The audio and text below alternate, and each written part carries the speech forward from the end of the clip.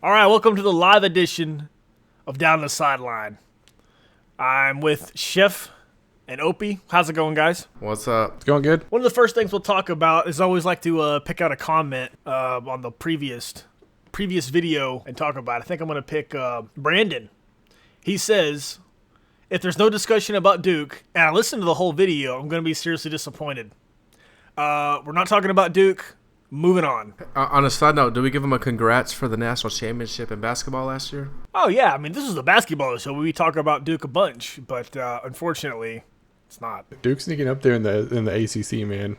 They were really good last year. They're going to be better than a lot of people are giving them credit for. They're not. I don't think they'll win it, but they'll be like 2 or 3. Duke's not bad. No, they're not. And I'm poking fun of Brandon. Like, it's not a shot at Duke. It's a shot at Brandon. Well, yeah. Personally, I don't give 2 shits about Duke football. It's just, they're good. Yeah, but the ACC's on the low end of the totem pole for the Power 5 conferences. And I don't mean that in a bad way. I just mean it, and that's the way I see it. I get to put my voice on YouTube, so sometimes you get my opinions. But most of the time, I try to be, unbiased when I'm doing all this stuff. I mean, did you see our game of the week last week, Tennessee, Oklahoma? Man, that was a good game. I saw the end of it. It was pretty good. I mean, people voted Tennessee. It was a 9-5 Tennessee over Oklahoma, so a lot of people were on our side. But Tennessee should have won that game. They should have. They just let it slip away. Well, I watched the whole game, flipping back and forth between a couple of the other games. But I pretty much watched the whole thing, and there was a graphic that popped up on the screen in the fourth quarter, and it was probably 8 minutes left in the fourth quarter, and they were like, "Yep, this is the first time that they've been on the Tennessee side of the 50-yard line." I don't know if maybe Tennessee's got some depth issues or what, because they kind of just fizzled out, like a Coca-Cola gone flat. It sure tasted real good at the beginning, but it just don't leave it sitting out too long. Yeah, they shouldn't, man. The way they've been recruiting, they're going to be a solid team. Just didn't finish it in that game. Opie, thoughts? Yeah, I thought the first quarter Tennessee looked really good, and I thought it was going to end up being a blowout, and they just it seemed like they got up in the first quarter, and then they thought they were going to coast to the end. I will say though that Oklahoma did look. If they can stay in a close game, those 2 running backs didn't look too bad. But if you're going to be playing 17 points down or 2 touchdowns down, they're not going to win very many games. And that defense isn't going to play that good against Baylor and TCU in the Big 12. So, but I mean, I think Tennessee, that's a learning experience when you get young guys out there. Just what happens. Yeah, I mean, you got to finish. You got to finish stronger than you started, and you got to give it 110, the whole game, or you're not gonna get anything done. Let's move on to my personal heartbreaker, because I really like Oregon, and I secretly push for them to win a national championship for the past 5 years, but they haven't done it. They should have won that game. That's another one. They played hard. It was a good game between them and Michigan State. Did you guys watch it? They missed that pass at the end of the game. I saw the end of it. Yeah. What's the quarterback? Vernon Wells Jr.? Vernon Wells. No, what's his name? I messed up his name. Vernon Adams. Vernon Adams. Who's Vernon Wells? That's somebody else. I have no idea. He played baseball. Oh, he played for the Yankees. That's how you know who he is. Maybe that. Of course, you pick a baseball player out of everybody. Yeah, well, I like baseball. If Xbox would pull their head out of their ass and have a baseball game that was worth 2 shits, maybe this would be a baseball show. But anyway, they did say that he played with a broken finger. I don't think that causes him to miss a wide open throw. If I had to pick a game for the week that I thought was an upset, it would be between 2 games, man. The Notre Dame-Virginia game, and then the Auburn-Jacksonville State. I wanted the Auburn to lose, though. They definitely deserve to fall the 12 spots that they fell this week. They should have lost that game. One shank punt is all that cost them that game. The SEC is notorious for picking up schools and playing schools in not the preseason, but the non-conference games of playing schools like Jacksonville State. But if you're going to do that, guess who you need to look like? Old Miss. You need to look like Old Miss when they score 76 points. It's 76-3, and then they scored another 70-something points, I think, or close to 60 on that other whoever they played. I don't know. I watched that game some on Saturday. It was retarded. I mean, it was something points with like 8 minutes left in the first quarter. It was stupid. Yeah, I was looking on Facebook, and one of my friends there, he was like, just whenever you think that the college should stop scheduling those type of games, Auburn almost loses. It's like sometimes you get those, or you get what was the other one? I mean, it wasn't the same type of game, but essentially it was the Arkansas. Was it Ball State? No, or it was Arkansas and somebody that they should have beat pretty handily, and then they ended up losing. Toledo, they lost 16-12. At least Toledo is a Division I school. Never mind freaking University of Minnesota Cupcakes. I mean, not that I'm making fun of Minnesota, but yeah, but you're a nationally ranked school in the SEC, and you get beat by a MAC team. People gave Northern Illinois all kinds of heck when they got destroyed by Florida State that one time. And it's like, and now is it going to get reversed? Has Arkansas been getting trashed this entire week because they got beat by that team? So do you think that maybe the SEC was a little overrated then, since Tennessee lost and Auburn should have lost and Arkansas lost? No. I think that a lot of them, I would say they're overrated. Do I think they still need to have as many as they do in their top 25? Yes. Or do they need to be as high as they are? No. Whenever they bumped Auburn down, what were they, number 6 last week?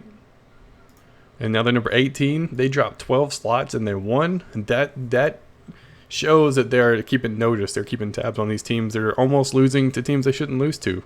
Because when is the last time you saw a team that won drop 12 spots in the ranks? You know what I mean? No, and that's a good sign, really, for the college stuff. And I haven't been, my work schedule's been screwed up. I'm having to wake up at 5 a.m. in the morning to go to work, and so I don't get to, put a really close eye on some of the rankings and that sort of stuff. But yeah, I mean, that's a good thing. I'm glad. Just because you win a game, it doesn't mean anything. Just because Ole Miss, puts up 76, that doesn't necessarily mean they need to go up a bunch. Right. I don't think it does either, but I do think it's kind of nice to see that they did bump Auburn down. And if it would have been another team, if USC would have done that, for example, then I would have been happy to see them drop them as well. But, I mean, if they would have played any Division I school in that game and played that way, I don't think they win. I don't think they come out with a win. No, they would have got beat. But I do think, though, I mean, if you're an Auburn fan, I don't think it's time to panic or anything. I think that I watched a lot of Rosillo and Cannell, and Cannell was saying that all the mistakes that is his name Johnson, that quarterback he's saying that all of his mistakes he's making are correctable, and that he can get better with it. That's a plus, but I mean, also this is week 3 of the season too. If this is week 6 or 7, then I think Auburn's got a lot of concerns, barely pulling that one out. But I think this early in the season, there's still a lot of time to correct it, and they better, because they play like that this week. Then well, I mean, like I was watching that game too, and at halftime they were like, one dude was saying these mistakes are correctable, and the other guy was saying they're not. He's literally making like silly reads he shouldn't be making. Like, maybe he was way overhyped. Whenever you have almost double the interceptions as you do touchdowns in week 2 and you played a cupcake school, it's like, that shouldn't happen, man. That shouldn't happen for a D1 junior quarterback at a top caliber school. Yeah, but I mean, like, Jameis Winston last year threw a lot of interceptions too, and he was still the number 1 pick in the draft. And I mean, I don't know if you guys remember when Matt Ryan was a senior, he threw 22 interceptions, and I don't think anyone's questioning how good he is. So I mean, he can still correct them and get better. But I mean, if he's putting in the work, if we're assuming that he's a college kid that's playing hard because he's wanting to make it to the next level, if he's just showing up thinking he's going to do it, then no, he's not going to get better. But if he's working at it, then if he's really working at it, he'll get there. Yeah, it's going to be, they got an interesting road ahead of them, but for the picks last week, we did bad, guys. We did bad. We did. Hope you were 0 for 3, and me and Mike were 1 for 3. We all went way off. Well, if Tennessee remembered how to play defense in the second half, they remembered what offense was in the first half, they would have won. That would have put us good. If Oregon remembered how to just throw the ball to an open receiver, I could have made that pass. I can't throw a football worth of shit. I could have made that pass. but then they would have won. So, I don't think it's just on Tennessee's defense, though. I mean, their offense didn't score another point until overtime, after the first quarter. You're right. It's not all in the defense. All right, you guys want to move on to some of the upcoming games? Who we got first? I didn't take very good notes, sir. Let's do Georgia Tech, Notre Dame first. Yeah. Can I go first? It's your show. You do what you want. All right, Brandon. Duke is going to win this game. Duke's not even playing this game. Duke's playing Northwestern. I do think Duke's going to beat Northwestern, but that's not one of our picks. Well, Duke can't lose games they're not playing in. So if you don't lose, you win, right? There's no tying in football. So Brandon, I'm just kidding. I know you can take a joke. That's the only reason I've done that. I wish you were in the chat, dog. Where you at? You're always on Twitter. I know you got all the messages. Georgia Tech, Notre Dame. I'll go ahead and go first. I'm going to pick Georgia Tech. And I would have picked Georgia Tech even if Malik Zaire wasn't hurt. Because I haven't been on the Notre Dame bandwagon since last year. The only time I was on the Notre Dame bandwagon is when they played Florida State. And that's because I wasn't on the Florida State bandwagon of them coming back from 21 points after throwing 17 picks in the first half. I mean, obviously all that's exaggeration. But moral of the story is... Yeah, 16. Moral of the story is I'm taking Georgia Tech over Notre Dame. What you got, Chef?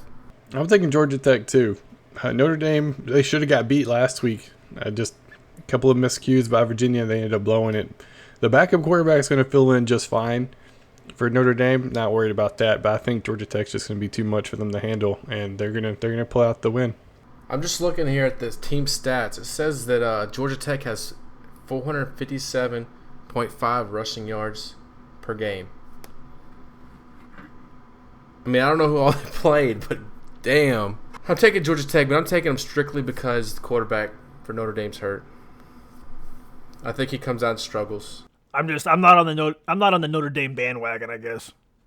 And plus, Georgia Tech, if you don't score, their offense seems to always just pick up just enough yards to keep them in those third and shorts where with that crazy offense, they can do so many different things that if it's 3rd and 3 and less, I mean, it's hard to stop them. It is hard to stop them on 3rd and 3, and that crazy offense is the wing T. I'm going to call it the crazy offense all season. And I'll keep calling it the wing T. No, but the flex bone. Wing T or the flex bone, it's the same thing. But, no, they've been throwing the ball a lot more, actually. Georgia Tech has. It's a little crazy. And the crazy thing is, Calvin Johnson went to Georgia Tech, right? Could you imagine if he'd have went to like some other school besides one that just ran the ball a shit ton? So weird. But they're good at what they do, Georgia Tech. I mean, you don't see many teams run the wing T, but they seem to have a little bit of luck with it. Chef? I mean, they've only thrown 15 passes this year, but they've got 3 touchdowns out of those 15 passes. When they throw it, they're connecting with some good yardage. Yeah. It's like they're taking advantage of every opportunity they get. But the Notre Dame quarterback last week, when he came in, he was 8 for 13 for 92 yards and 2 touchdowns. Backup did work for coming in off the bench. We can just do BYU, UCLA. I want to go first. Go ahead, homie. I already know who you're going to pick. I'm taking UCLA. UCLA is going to beat the crap out of BYU, man. BYU's got lucky. They got lucky twice, dude. Twice. You can't keep throwing up Hail Marys and expect to win all 13 games of the year. It's not going to happen. UCLA's going to beat them, and they're going to beat them hard, man. I agree with you 100%. BYU, I mean, you can't keep doing that. And unfortunately, BYU's a pretty good team, but their quarterback's been hurt a bunch. And that's unfortunate because I loved it. I mean, he beat the crap out of Texas and ran for, 600 and something yards a couple years ago. It was fantastic. I loved it. As Chris Berman would say, so you're all on UCLA. And so am I. Yeah, I mean, they're not going to be able to keep that kind of stuff up. So I'm going to take UCLA as well. I don't think. You know, the last couple years, that every time UCLA starts to creep up and look like they're going to make a run, they lose to a team that's a good team that they should beat, but they just can't seem to win these kind of games like this. Well, they're probably going to beat BYU, but they're not going to beat some of the other tougher teams in the Pac-12. Yeah, BYU's just lucky they're ranked what they are. I mean, yeah, they did beat a Boise State, but Boise State essentially had to win all of their games to even be considered for the playoff. Like they're kind of like, what was it, Marshall last year? They weren't getting any love for it, and they were upset. It's like, well, look at the conference you're in, dude. You're not really playing anybody. Like they would have had to have done it. And they don't even play anyone out of conference. Yeah, so like, yeah, they beat them, and they're ranked now, but I think it's overdone. I think BYU's just wait until they lose, man. That's all it is. They're gonna drop right back out. I mean, the thing is, that's kind of like Boise State over the past few years. Everybody's saying Boise State should be moved somewhere. I mean, even if Boise State had a chance to go to the Pac-12, nah, they moved to the Mountain West. They did have a chance, I thought. Yeah, maybe the Pac-12 didn't want them. I don't know all the, when it comes to that kind of stuff, it's more or less a business thing because, TV contracts, this and that, type deal. All right, let's move on to what do you got? Ole Miss? Probably. Who hasn't gone first yet? Opie? Of course, I know his pick, though, because I know. I just can't pick Alabama. I can't pick them. You got a good reason besides you don't like Alabama? Yeah, I can't stand their coach. I saw, what was it? Was it last week or the first week? The team went to run out on the field, and like somebody took off in front of him. He's like, no. I'm in front of the show. You wait till I run out of the tunnel before you pass me. It's like really, dude? You're gonna hold your players back because you want to be the first thing they see out of the tunnel? Like, for real, man. You're a coach. I do think though that if the one thing working against Ole Miss is that they haven't played anybody. And this game is not going to be played with them scoring 70 points. So when they have to play they have to play 4 quarters, how's it going to affect them as far as conditioning and as far as just having to play a team that's going to stop them and put up points? Well, as far as the conditioning, they run a high-paced offense. So I think them boys are in shape over there in Oxford. But I guess since I go ahead and do this, I'll go ahead and say that I'm going to pick Ole Miss as well. Kelly is the last name of their quarterback. He's looked good. You can still make mistakes on some of those other teams. I mean, you can look at some of the past, just earlier in this video of Arkansas. Who was the other team? Auburn. Yeah, you can look at those kind of games, and when you schedule those opponents, you're supposed to put up 70 points. It's supposed to look like a video game. And he looked good. He's in the pocket. His throws were crisp. They were on time. They still got a lot of their receivers. The one guy that got hurt against Auburn, I think it was Treadwell. He's back. He looks good. I mean, yeah, they were playing whatever. Hopefully, they can go. Not hopefully. I don't want to say that because when I do the picks, I'm trying to stay biased. I think if they play the way they can, and Alabama has historically had problems with teams that run fast-paced spread offenses. I mean, you can look at A&M from a couple years ago, Ole Miss from last year. So are they playing at at Alabama? Excuse me. In Alabama. But if they can score quick and shut that crowd up, that'll be pretty good. All right, I'm going to take Alabama. I wanted to take Ole Miss, but I want to mix it up a little bit. I think Ole Miss is a really high-powered offense this year, which is looking good for them. They're starting off really well. And I think it'll be a great game, but not playing at home this year. To me, this is kind of a toss-up, to be honest with you. I think it could be either team. It just depends on who has the least amount of turnovers and who plays better. I would like Ole Miss to win, but I'm going to take Alabama in this one. Yeah, I think Alabama's going to win, but I just can't pick them to win. Well, something we haven't mentioned that's a big factor. There's a certain receiver that's really good that's not playing for Alabama anymore. And his name's Amari Cooper. All right, who we got next here? Our game of the week, Auburn LSU. I'll take LSU. Why? Leonard Fournette. Why? Auburn freaking almost lost to Jacksonville State. I'm done. No further questions, Your Honor. I'll pass the witness. How much do you think they lose by? Do you think that Auburn wins this game, Chef? No.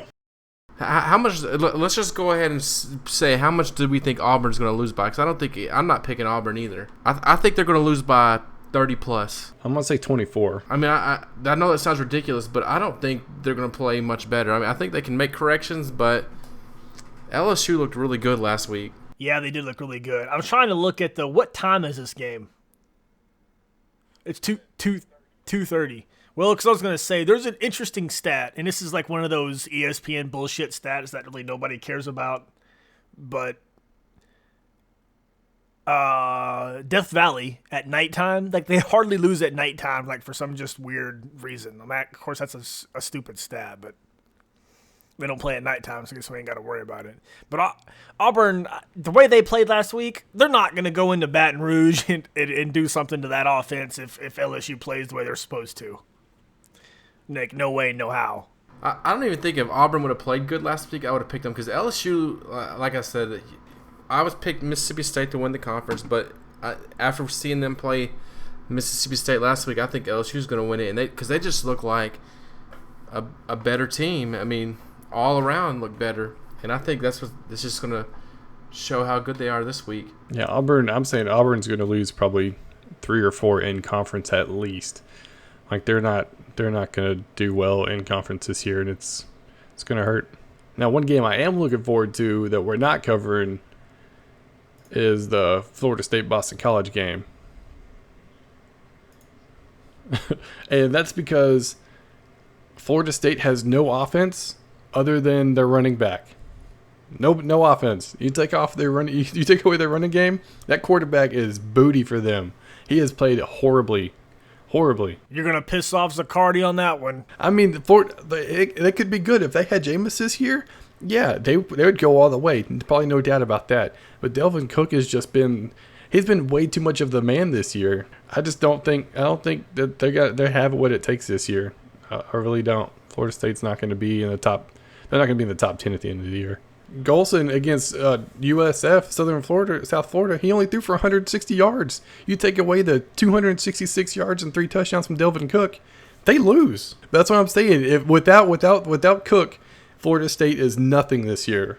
I think though that now I think with what's happened so far this year and like last year, with Ohio State really not playing good and still beating Alabama, and then winning in the national title, that I think we kind of see that the conferences are kind of leveling out to me. I think because then they're not leveling out at all. I agree with Dope there. Like I think there's becoming more of a shift of power because the teams that have been notoriously powerhouses in the SEC aren't there anymore. Like they're fading. I think the only thing that's making the SEC fade is some of the quarterbacks that are there, because over the years there were really, really good college quarterbacks in the SEC. I can't think of all the names off the top of my head. But like if we look at the top 10 right now, you've got Ohio State 1 and Michigan State. Those 2 are from the Big Ten.